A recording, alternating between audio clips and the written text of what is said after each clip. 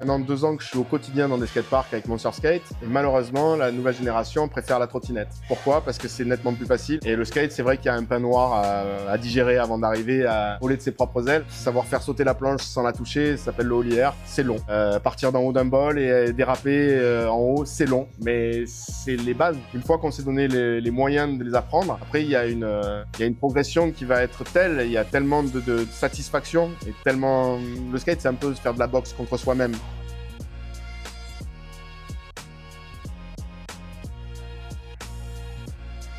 Si vous tombez sur ce contenu pour la première fois, c'est logique, ça démarre et vous avez le droit de rester comme ça.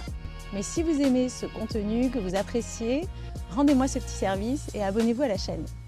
J'ai envie d'aller chercher d'autres invités et de continuer. Mon premier objectif, c'est 1000 abonnés, c'est le début.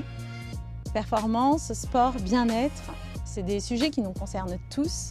Alors on fait quoi pour les 1000 abonnés ? Donc, je suis très contente d'accueillir aujourd'hui Steph André. Steph André, je le rencontre pour la première fois.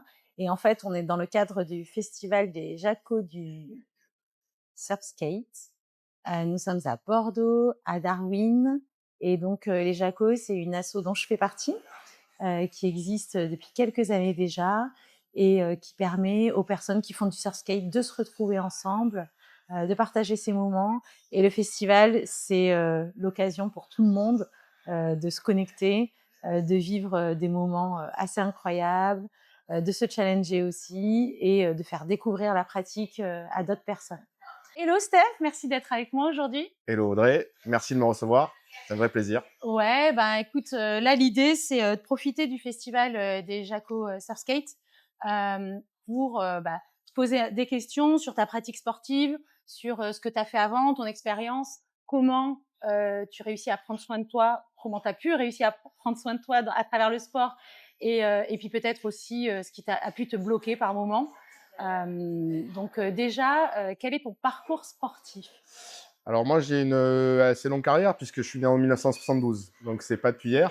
J'ai commencé par du judo en étant en sport-études. Ok. Donc j'ai appris à tomber, ce qui fait que j'ai pu perdurer dans le monde du skate parce que pour réussir il faut quand même en prendre. Et grâce au judo, j'ai protégé ma tête, j'ai protégé pas mal de mes articulations aussi. Et puis très rapidement, j'ai quitté le judo pour un amour certain pour les sports de glisse. Même si quand moi j'ai commencé, c'était 1982, donc c'était vraiment dans le creux de la vague. On faisait du skateboard avec les planches qui se vendaient juste pour vider les stocks dans les Crocs-Sold ou les magasins comme ça. Donc ça coûtait 30 francs. Quand j'ai commencé, ma mère me laissait pas en faire debout. Donc j'en faisais assis, je faisais du catamaran. Et puis petit à petit, je me suis mis debout sur la planche. J'avais mon père qui est un cycliste de véloroute. Et il aurait bien aimé faire de moi un champion de la petite reine. Donc, il m'a tout de suite mis du budget dans des très bons vélos, pareil, avec l'émergence du BMX. Et malheureusement pour lui, il m'a aussi abonné au magazine de BMX, comme Bicross Magazine. D'accord. Et malheureusement, dans Bicross Magazine, ils ont commencé à montrer des images de skate. C'est là que j'ai compris que déjà les lieux, les skateparks étaient utilisés par les BMX. Et puis surtout, ils avaient des noms qui étaient communs. Je prends par exemple une figure de freestyle en BMX qui s'appelle le Cherry Picker, qui existe aussi en freestyle, en skate, et qui est nettement moins dangereuse. Et en étant enfant de 12-13 ans, de pouvoir assimiler des mots américains dans le jargon de la glisse, c'était un truc qui déjà me faisait rêver. Ouais. Et je me suis pris de passion pour le BMX. Malheureusement, comme je disais, le skate est apparu dans les magazines de BMX. Et là, j'ai switché sur du vieux matos, puisqu'il n'y avait pas encore de planches larges. Donc, j'ai commencé avec des planches étroites. Et puis, arrivé en 84, il y a dans les magazines encore de skate, je me rappelle de Pierre Rognier, qui était un VPCiste, qui commençait à vendre les planches Variflex, qui étaient des planches chinoises, mais qui respectaient le standard américain des boards Madrid ou Powell, etc. Et donc, c'était beaucoup moins cher, mais ça coûtait quand même 700 francs un skate dans les années 85, ce qui était vraiment une fortune. Et comme je viens pas des quartiers nord, j'ai eu la chance d'avoir une petite jeunesse dorée et j'ai pu profiter assez rapidement de bons matos. Et puis étant tellement précurseur dans le sport, j'ai pu m'illustrer et me faire reconnaître. Donc très très tôt, j'ai eu du matos gratuit. Et Alors, ce qui a fait que j'ai comment été ambassadeur de marque depuis pratiquement que j'ai commencé le skate. Donc, j'ai rarement payé mes planches. d'accord, alors ça, c'est top. Ouais. Qu'est-ce que tu as fait comme, tu dis que tu as été, accompagné par des marques. Qu'est-ce qui t'a différencié des autres? Et ben, ce qui m'a différencié, c'est déjà qu'à Marseille, il y avait un jardin, une mare à canard, d'à peu près 1,70 m de profondeur, qu'on a dévasé de nos petites mains. Et on a essayé de projeter ce qu'on voyait dans les magazines, c'est-à-dire par exemple le skatepark d'Upland, Californie. On avait notre petite mare à canard qui ressemblait. Et d'ailleurs, c'est marrant parce que la semaine dernière, il y a un reportage de l'INA qui est sorti sur Facebook où c'est en 88. On est déjà doué, enfin moi personnellement, j'ai déjà du matos gratos. Et c'est vrai que 88, de voir ce qu'on fait dans une piscine, alors que le bol n'existe pas, il n'y a pas encore d'infrastructure à part des petites rampes. Et ben c'est ce qui fait que voilà, j'ai pu être parmi les premiers à savoir pratiquer ce genre d'endroit. Et les communicants se sont pas trompés, ils avaient besoin d'ambassadeurs pour vendre des skates, Ouais, donc ils se sont servis de ceux qui faisaient de ceux qui avancer, faisaient enfin voilà, on n'était pas les meilleurs, mais on était les premiers. Donc c'est ce qui a fait qu'on a eu du matos pour ouais, pouvoir montrer que ça s'achetait chez Intel et qu'on pouvait trop bien. s'éclater comme on peut le voir dans ces vieilles images. Ouais, c'est génial. C'est joli comme histoire, je C'est une belle trouve. histoire, j'avoue. Ouais, ouais. Ouais, c'est hyper joli Donc comme là, histoire. aujourd'hui, je suis dans le monde du surskate. Et ce qu'il y a d'intéressant, c'est que le skate, quand j'ai commencé, c'était un sport de niche. Et aujourd'hui, le surskate, c'est un sport de niche. Donc j'ai l'impression de vivre une deuxième fois. Ah ouais, Voilà. Et dans mon petit parcours, moi, j'ai été bon au skate, j'ai donné ma vie au skate. Et c'est vrai que quand les titres, voilà, quand on n'arrive plus à gagner, etc., c'est dans tous les sports, ça s'appelle la petite mort. mmh, Et donc, je suis mort déjà une fois dans mon sport. Et là, j'ai une espèce de renaissance. Bon, après, c'est un peu triché parce que j'ai 45 années de pratique en roulette, moi. Donc, ouais, quand j'ai commencé le surskate, j'avais tout de suite quelques heures de vol de plus ouais, par ouais, rapport bien aux sûr. autres. Ce qui fait que j'ai eu tout de suite le soutien pour les citer, de la marque Yo. Bon, Yo, c'était vraiment c'est une marque de surskate géniale. Vraiment un matos qui permet d'avoir les sensations soit de poudreuse de la neige, soit de surf dans l'eau. C'est ma première planche, là, Yo. Eh ouais, Ouais, tu pour vois, débuter, elle était hyper bien tu parce peux que hyper souple voilà, tu et t'es du pas coup, j'avais trompé, pas de c'est mal vraiment à un truc qui est pomper. jouissif, c'est grosses Ouais, roues. ouais. Voilà, il y a vraiment un truc. Bon, après, moi, je fais plus du surf skateboarding et ma spécialité, c'est le bol. Donc, le truck Yo qui a une Oui, c'est pas liberté, possible, ouais, dans un c'est tout à fait bol. possible. Hein. J'ai eu la Oui, chance de faire une démonstration aux ouais, Jeux Olympiques de surf skate. Je l'ai fait avec une Yo, donc ça d'accord. a marché. Mais c'est vrai que j'ai plus de déchets et moins de réussite qu'avec le trunk Ouais, de la sous-marque de Yo qui est Long Island. ouais. Donc, c'est ce truck-là qui revient aussi comme le Yo, mais qui est retenu par des caoutchoucs Oui, qui est alors un que peu le plus yo, c'est un rigide. ressort. Ouais, Et du coup, il n'y a pas de retenue pour aller jusqu'en butée avec le yo. Alors qu'avec celui-là, quand on est sur les 20 derniers pourcents de la course du truck, il faut mettre un petit peu plus d'appui, ce qui veut ouais. dire que ça se contrôle un peu mieux. Et pour moi, ça en résulte beaucoup moins de chutes Oui, oui, qu'en tout oui. cas quand je suis dans un bol. Ouais, Voilà. ouais. Donc voilà pourquoi j'ai abandonné le navire yo pour aller chez Long Island et dans laquelle je trouve vraiment un renouveau, en tout cas, de l'intérêt que j'avais pour les sports à roulettes. Ouais. Ouais. Vraiment, je me régale et le fait que cette planche elle soit plus longue, plus lourde, que ça roule pas en arrière, moi avec les heures de vol que j'ai dans le skateboard, je suis dans ma zone de confort. Donc du coup, quand je vais faire ça, je me régale. Ouais. Après, j'imagine que ceux qui me voient faire, ils doivent se dire ah, putain, le mec il vole. Mais voilà, il faut savoir que j'ai beaucoup donné d'abord en skate Ouais, ouais, avant bien sûr. d'avoir la facilité que j'ai avec ça. Voilà. Et dans ton parcours de skater, est-ce que tu as été skater professionnel, on peut dire ou pas? Alors j'ai été skateur professionnel pendant une demi-année pour la marque Arnett de lunettes. C'est les seuls qui m'ont donné de l'argent. Donc OK, vraiment, je gagnais ma vie pour ça. Après, j'ai monté ma propre marque. Donc là, j'étais professionnel, mais j'étais plus derrière le bureau que derrière la planche. OK. Et puis, sinon, j'ai toujours été, voilà, j'ai touché des petites commissions sur des parutions. Mais de mon temps, ça ne payait pas. Aujourd'hui, les places payent, mais elles sont très chères. Il y a une dizaine de personnes qui peuvent en vivre, en tout cas en France. D'accord. Et Tu parles l'olympisme skate ouais, de confondu? skateboard. Ouais, skate. L'olympisme a fait que les places se sont vraiment pas rarifiées, mais en tout cas, pour en avoir une, il faut vraiment sortir du lot. Moi, j'ai eu la chance d'être parmi les précurseurs, donc même si j'étais pas le meilleur, j'étais parmi les premiers, donc Oui, j'avais un petit peu d'avance par rapport aux autres, ouais. ce qui fait que j'ai pu voilà tirer mon épingle du jeu. Mais moi, je sais pertinemment que j'ai jamais été bon, mais j'ai tellement répété que finalement j'ai réussi à avoir un petit niveau. Ma spécialité, c'est le ball riding. Je suis l'ambassadeur du skatepark de Marseille. J'aime bien dire que j'étais le premier gardien. Les clés, je les ai confiées à Alex Giraud dans un premier temps, qui les a confiées à Julien Benoliel, qui les a confiées à Guillaume Moquin, qui les a confiées. Du coup, il y a vraiment un héritage. Mais Ouais. moi, j'étais un des premiers, voilà, à avoir les clés. Ouais. Et par rapport à ce sport que tu connais hyper bien, du coup, le skate, déjà, pour toi, quelles seraient les grosses difficultés qu'il peut y avoir dans ce sport-là? Les difficultés aussi au niveau de, des, comment dire? Heu, ce que tu peux là où tu peux te faire mal, qu'est-ce que tu dois gérer dans ce style de sport? Alors aujourd'hui, ça fait maintenant 2 ans que je suis au quotidien dans des skateparks avec mon surskate. Et malheureusement, la nouvelle génération préfère la trottinette. Pourquoi? Parce que c'est nettement plus facile. Et le skate, c'est vrai qu'il y a un pain noir à digérer avant d'arriver à voler de ses propres ailes. Savoir faire sauter la planche sans la toucher, ça s'appelle le ollie air, c'est long. Partir d'en haut d'un bol et déraper en haut, c'est long, mais c'est les bases. Une fois qu'on s'est donné les moyens de les apprendre, après, il y a une progression qui va être telle, il y a tellement de satisfaction et tellement... Le skate, c'est un peu faire de la boxe contre soi-même. Donc, tu vas te dépasser à chaque fois pour pouvoir assimiler de nouvelles techniques qui vont te faire que tu tombes plus sur des manœuvres qui sont complètement impensables quand tu débutes. Mais avec l'expérience, avec la répétition, avec aujourd'hui les structures, il y a des bacs à mousse. Enfin, moi, de mon temps, quand tu tombais, tu te faisais mal. Point. Aujourd'hui, on peut apprendre à tomber dans de la mousse. On a Des protections? des protections. Bah, elles existaient déjà à l'époque, mais aujourd'hui, il y a beaucoup de coaching, il y a beaucoup d'entraîneurs de skate. Voilà, il y a beaucoup de gens qui ont passé le brevet d'État. D'ailleurs, quand je vais dans un skatepark, je trouve qu'il y a plus de moniteurs que de gens qui skatent. Mais bon, ça, c'est mon avis personnel. Tu parlais de boxe parce que, enfin, en tout cas, moi, c'est ce que je ressens dans le surf skate. Bah, faut tomber pour progresser, entre T'es guillemets. pas Ou... obligé de tomber, mais disons que l'apprentissage, ça passe par des échecs. Et de tes échecs, tu vas grandir. Sauf qu'en planche à roulettes, tu peux te casser le cou, donc c'est vraiment dangereux.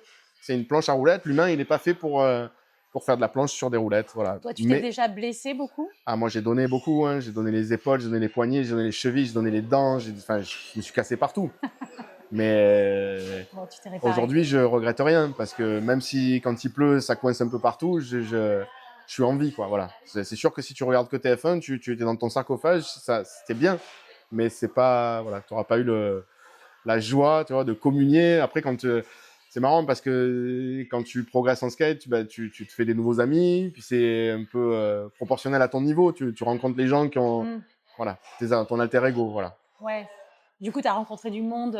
Moi, j'ai beaucoup voyagé. Après, je fais partie d'une génération de mecs où voilà, la vie, c'était le voyage.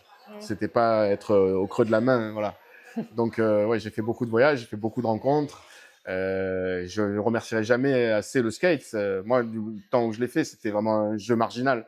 Ouais. Aujourd'hui, c'est vrai qu'il y a des structures, tu peux faire des échanges interclubs. Il y a une équipe de France qui va manager les riders, qui les amène aux États-Unis, il y a des programmes d'entraînement, de la nutrition. Nous, on fumait des pétards, c'est tout. Voilà. Non, mais c'est vrai, Mais oui, le oui, oui. skate a radicalement changé. Hein. Ouais. Nous, malheureusement, ça faisait partie du délire. Voilà, on Oui. boit des bières après la session, on fume des pétards. C'était pas le meilleur conseil que je pouvais donner. D'ailleurs, on est tous revenus de ce mode de vie. Mais en tout cas, voilà, c'est sûr que de mon temps, les icônes comme Johan Peters, c'est pas des, voilà, Ouais. c'était plutôt des punks à roulettes, voilà. Ouais, oui, oui, oui. Ils faisaient pas forcément attention à leur santé, leur physique, leur corps. Déjà, ils sont tout couverts de tatouages. Ça skate en faisant des images, en buvant des bières, en étant sur le couping. Donc, voilà, c'était pas du tout les mêmes. Aujourd'hui, quand je regarde les images, ne serait-ce que de la nouvelle génération de l'équipe de France de bol, avec Tom Martin qui roule pour Johnson aussi, et voilà, il a une hygiène qui est incroyable. Et on voit tout de suite que lui, à 17 ans, il fait ce que nous, on a mis une vie à faire. Voilà. Ouais. Ouais. Et alors, qu'est-ce que tu en penses de ça? De ce côté Eh ben moi, je suis très content d'avoir vécu mon époque. Je donnerais bien tout l'or du monde pour pouvoir le revivre et d'avoir à nouveau 18 ans. Mais franchement, ça doit être dur parce que le niveau est devenu tel que je pense qu'il faut être touché par les dieux aujourd'hui pour se sortir du lot de gens qui sont là. Le niveau est tellement incroyable, Ouais. que ce soit en rampe, que ce soit en bol, que ce soit en street. C'est vraiment des mecs qui ont des mains à la place des pieds. Quand je vois comment ils la font flipper, comment ils la récupèrent, c'est vraiment, il y a un truc qui est... Moi, je suis dans un espèce de skate plaisir, skate surf. Avant même que je fasse du surf skate, hein, j'étais vraiment dans un délire j'exploite au maximum les pistes. Je fais de la trigonométrie quand j'arrive dans un skatepark. Je regarde par où je peux passer, si je roule sur le plat, si je roule sur l'aile droite, sur l'aile gauche. Je sais que je vais aboutir là ou là. Là, aujourd'hui, les mecs, ils sont plus dans un calcul de rotation, de flip. Enfin, c'est un autre monde. Voilà. Qu'est-ce que tu pourrais leur donner comme conseil de ton expérience, en fait, pour progresser encore plus? Juste fais-le pour t'amuser. Voilà, il faut s'amuser. Si tu t'amuses plus et que tu veux être meilleur que l'autre pour avoir le sponsor Red Bull, arrête. C'est pas la philosophie du truc. Moi, quand je vais dans un skatepark, j'aime bien applaudir les mecs, pas les regarder dans les yeux en disant tiens, t'as vu, je te mets la dose. J'en ai rien à foutre. Moi, ce que je fais, c'est la communion. J'aime bien. C'est pour ça que j'aime bien le surf skate parce que c'est un jeu où je peux communier avec des vrais débutants. Aujourd'hui, moi, j'ai une espèce de plaisir à partager. Donc, je donne un peu, toi, des astuces. Quand on me demande des cours particuliers, je les donne. Mais c'est vrai que j'aime bien transmettre. Ça fait partie en tout cas, avec les Jacos de Marseille, une association avec laquelle je me suis tout de suite entiché, comme on dit à Marseille. Je les ai trouvés sympas. Déjà, rien que le nom, les Jacos, c'est tellement l'opposé de... Enfin, tu vois, les frères Jacques, je comprenais pas, mais en fait, c'est eux qui sont bien plus malins que moi parce qu'ils ont réussi à trouver un nom qui était fédérateur. On se prend pas la tête quand on est au Jacos. On est là juste pour s'amuser, c'est bienveillant. J'aime beaucoup leur initiative. Ouais, je suis d'accord. Et quand ils sont arrivés à Bordeaux, qu'ils ont monté le groupe à Bordeaux, rapidement, je les ai repérés parce qu'ils allaient au Miroir d'eau se retrouver avant d'avoir un espace à Darwin, en fait. Ouais. Et c'était hyper sympa ce côté. On se retrouve, Mais Darwin, c'est une vraie réussite. Pourquoi? Parce que Seb Dorel, c'est un mec qui skatait de mon temps, que j'ai jamais réussi à battre. Hein, donc, il a été meilleur que moi, même s'il est à peine plus jeune. Mais c'est lui qui a poncé le sol. C'est lui qui a choisi quel rayon on mettait, comment on agençait tout ça. Pour moi, voilà, Darwin, c'est une vraie réussite parce que c'est tenu par des bonnes personnes. Oui, voilà. On est d'accord. Et ça a permis au Jaco d'avoir un espace. Alors, je ne sais pas si Seb est connecté, mais en tout cas, je sais que Seb, il a un peu le même regard que moi sur la glisse. Il aime quand ça roule. Ouais. Voilà. Alors, c'est pas parce qu'on a le truck qui tourne un peu plus, on est quand même vachement proche du skate en surf skate. Oui. Sinon, ça s'appelait surf de goudron, ça s'appelait pas surf skateboard. Voilà. Ouais, carrément. Et si on en revient un petit peu à quelles ont été les choses sur lesquelles tu t'es planté, tu penses que tu t'es planté au niveau sportif et qui t'ont appris à faire différemment, par exemple? Ouais, c'est délicat parce que moi, j'ai pas l'impression de m'être trompé. Tu vois, j'ai choisi pour moi le sport qui était le plus. C'est très récréatif, en même temps, c'est très constructif. Ça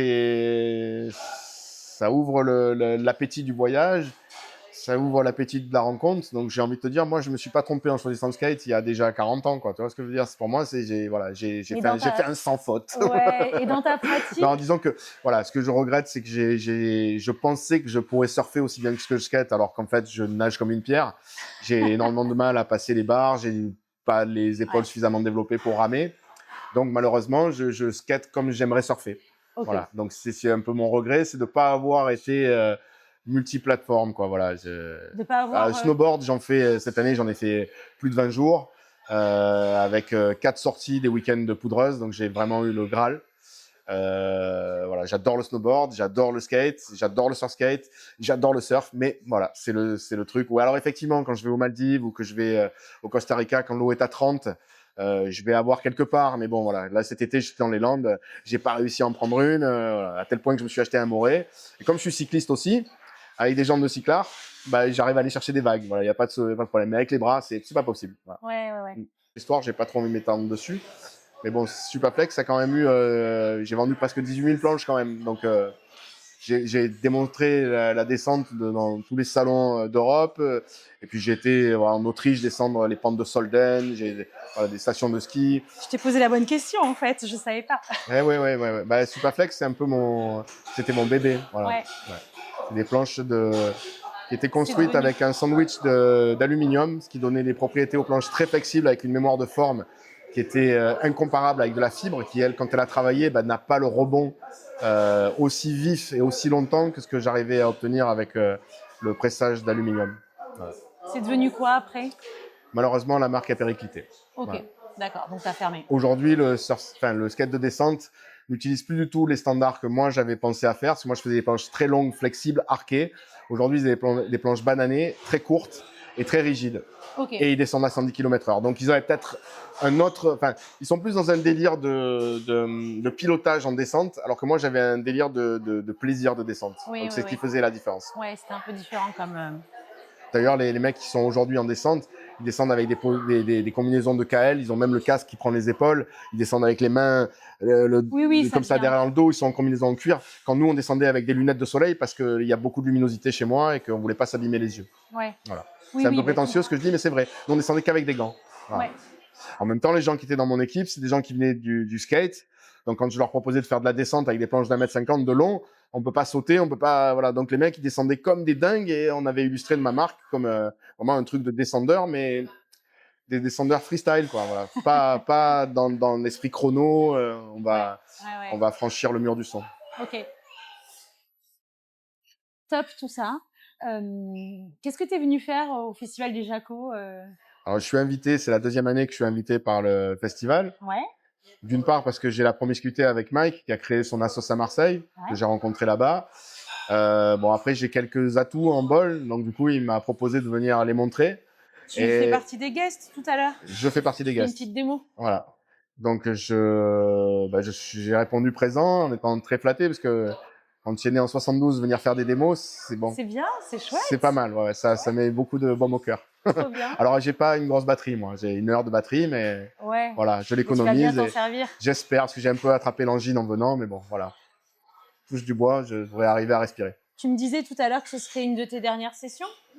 Alors là, je souffre à force d'arriver à un certain âge, la répétition des sessions fait que tu t'abîmes un peu plus vite. Et là, malheureusement, j'ai trop chuté fort sur mon talon. Donc, j'ai une très grosse inflammation qui va me demander plus que du repos. Donc, je vais attaquer des séances de kiné, d'ondes de choc, d'ultrasons. Et en plus de ça, on m'a dépisté une petite épine dans le pied, là, ça s'appelle une épine calcanéenne. Donc, il faut que je résolve ça pour pouvoir être prêt pour le snowboard et pour l'été prochain. Donc là, je pense que ce soir, je skate encore une petite heure et puis je vais me laisser tranquille jusqu'à Noël. Ouais. D'accord. Ça s'opère? Là, pour l'instant, on m'a suggéré de la kiné. D'accord, ok. Donc, pause jusqu'à Noël et après, ça repart sur. Après, ce sera les mois froids, mais moi, j'habite à Marseille, donc il n'y a pas vraiment de mois froids, il n'y a plus de saison. Voilà. Ouais. Donc moi, je skate toute l'année et voilà, je fais du cyclisme aussi, ce qui fait que j'arrive à garder une condition. Du coup, en cyclisme, route, BMX? Ouais, je fais route, gravel et VTT, je fais tout. Ok. Ouais. La joie en fait, il n'y a rien de plus dur que le vélo. Hein. Pourquoi? Parce que c'est quand on est loin, il faut rentrer, parce que quand ça monte, c'est dur et que voilà, moi, c'est un sport où finalement, j'aime, après avoir fait des sports récréatifs, j'aime bien les sports de bourrin maintenant. Pardon, la répétition de l'effort, voilà. Le skate, c'est tu te bats contre toi-même. Finalement, le vélo, tu te bats un peu contre toi-même, mais surtout, tu essayes d'être meilleur que la veille. Voilà. Et tu prends moins de risques parce que tu risques pas de te tuer. Par contre, tu fais chauffer. C'est de l'endurance. Ouais, c'est de l'endurance. Voilà, c'est des sports de cardio, c'est des sports de maîtrise de soi. Pas attaquer une montée en étant d'entrée fort, savoir gérer son patrimoine santé, tu vois, pas se donner direct dès les premiers mètres. Et puis savoir monter progressivement pour aller jusqu'au sommet en faisant une bonne moyenne. Ouais.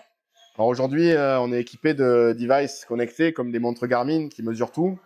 Il se trouve qu'aujourd'hui, je développe avec un informaticien une application pour le pump track qui s'installe directement dans la montre. Ah, trop bien. Donc, ce qui permet de mettre un temps dans les pump tracks. En fait, c'est des pistes qui émergent vraiment toutes les semaines. Il y en a des nouveaux en France. Oui, explique parce que je sais pas. Alors, si le pump track, tout le monde sait ce que c'est. C'est une piste de BMX en béton sur laquelle les skateurs peuvent aller s'épanouir. Voilà. Avec des grands virages relevés. Pour certains, il y a même des structures en métal qui permettent de rouler dans les airs. Et donc, le but du pump track, c'est un peu comme du bobsleigh. C'est-à-dire, c'est moins fun que le skate puisque tu peux pas faire autre chose que prendre la piste dans le sens qui est suggéré. Donc, ça a ses limites. Mais quand on vient du cyclisme et qu'on aime bien les datas, c'est intéressant de savoir à quelle vitesse on fait son tour. C'est intéressant de savoir combien de tours on arrive à enchaîner. C'est intéressant de savoir qui est le plus rapide. Ouais. Et tout ça, mis à bout, de la même manière qu'il y a le King of Mountain chez Strava, on est en train de développer le King of Pump Track sur les applications Garmin. C'est une super bonne idée, je trouve. Merci. Parce que c'est vrai que dans le pump track, en fait, tu vas un peu les uns après les autres. Ouais, et Des fois, puis, tu peux aller à plusieurs, mais c'est un peu touchy quand même. pardon pour l'expression, mais bon, c'est quand même un concours de bits. Voilà. Celui qui va le plus vite, c'est le plus fort. Voilà. Donc Bah, là, tu as la possibilité de l'inscrire sur un tableau virtuel qui est. c'est vrai que le pump track, il y a un peu ce côté démo parce que il y en a un qui passe, on le regarde, il y a l'autre qui passe après, et c'est vrai qu'il y a un petit peu ce côté Alors, je partage challengeant. pas ton point de vue. Moi, c'est plutôt la performance de la vitesse qu'on regarde. Parce que finalement, le pump track, il y a peu Oui, d'expression libre. oui, C'est oui, tu prends ta piste. Alors, mais de il y la a quelques vitesse mecs qui qu'on doivent sauter observe. d'une bosse à l'autre, tu vois, mais Non, mais de la vitesse qu'on observe, mais on ah peut pas voilà, bien tu la parlais de la mesurer vitesse. en Ok. fait. Ouais, ouais, ouais. Mais Ben, la mesurer. Si tu as des cellules, ça implique de venir avec tout un système de capteurs. Là, tu le mets sur ta montre et à chaque fois que tu repasses là où tu as dit je démarre, ça va compter un tour. ouais, Et une fois que tu as fini, et on ça t'aura va ta data. analyser, ça va te dire tu as fait tant de tours avec une moyenne de temps de machin, tu as fait 5 km de pump track, ton cœur est monté jusqu'à 175 pulsations par minute, etc., etc. Donc vraiment une approche des data lovers que sont les cyclistes, parce qu'eux ils analysent tout, ils mesurent la puissance qu'ils ont dans les pieds, etc. Ils mesurent leur respiration par rapport au nombre de tours de pédale, etc. Et c'est l'opportunité de le faire rentrer dans le skate. C'est pas une fatalité. Aujourd'hui, tout le monde a des devices, tout le monde a un iPhone dans la poche, tout le monde a une smartwatch Apple. Donc voilà, si l'application existe, pourquoi pas l'installer et pourquoi pas jouer le jeu et voir si finalement tu vas aussi vite que ce que tu penses. Et sur les professionnels, ça va être, c'est intéressant aussi pour eux parce qu'ils n'ont pas forcément, enfin, Les professionnels, c'est un vrai outil qui va permettre aux entraîneurs de dire, toi, aujourd'hui, tu n'as pas fait autant de tours que ton voisin, etc. Donc oui, ça peut être un outil qui va être mal utilisé par certains coachs qui vont se servir de ça pour vraiment mettre en avant les performances de l'un par rapport à l'autre. Voilà. non, mais Donc, je trouve ça intéressant parce que même, tu vois, quand il y a des sessions à Darwin, une fois, j'avais essayé d'enregistrer avec Strava mais en fait, déjà, c'est en indoor, donc ça va être compliqué d'enregistrer ta performance puisque le GPS va être un peu limité. Ça va ouais, pouvoir enfin, en fait, retenir ton cœur, mais pas. ça donnait pas grand-chose et voilà, j'avais pas vraiment de data intéressante par rapport à ça. Alors moi, si tu veux tester, il faut avoir un device Garmin et tu vas sur le Garmin Store et tu cherches l'application Pump Track par JMG. D'accord. Voilà. Donc Ok. JMG, Pump Track. Tu peux aussi retrouver via mon Instagram, STF André. Trop bien. Donc tu verras, il y a quelques petites vidéos où je suis au départ d'un Pump Track. Généralement, dans les explications, j'amène sur la plateforme pour pouvoir s'équiper. Bah écoute, super. Merci pour toutes ces infos. Moi, j'ai fait le tour. Tu nous as raconté plein de trucs, donc c'est trop cool. Avec Est-ce plaisir. qu'il y a des choses que tu veux rajouter? Écoute, tu m'as questionné sur les bonnes questions. Je crois qu'on a fait le tour. Ouais, ok. Ouais, voilà. Je peux te montrer mon setup. Voilà. Aujourd'hui, je roule pour Long Island, comme je disais tout à l'heure. Là, comme on va faire du bol, j'ai mis des roulettes de skate, donc qui sont beaucoup plus dures. Mais en même temps, je savais qu'on allait rouler sur du bois. Ouais. Donc, en tant que vieux routier, je sais que le bois, si tu roules avec des roues molles, tu vas perdre ta vitesse. Et comme je suis pas de nature à donner mes watts, je mets des roues dures histoire d'en profiter. Merci Steph André pour tous ces partages. C'était très très sympa. Merci d'avoir accepté cette invitation. On se retrouve tout à l'heure, du coup, pour le moment des guests et puis pour tout ce qui va se passer derrière sur la suite du festival. À très très vite. Ciao, ciao. Ok Audrey. Tchuss. Si vous avez aimé ce contenu, je vous invite à vous abonner à la chaîne YouTube. Moi, j'ai envie de continuer, d'aller chercher des invités, donc n'hésitez pas. On va aller explorer aussi des sports dont on n'a pas forcément toujours l'habitude ou la connaissance. Et ça, c'est chouette. Donc, je vous dis à très vite. Ciao.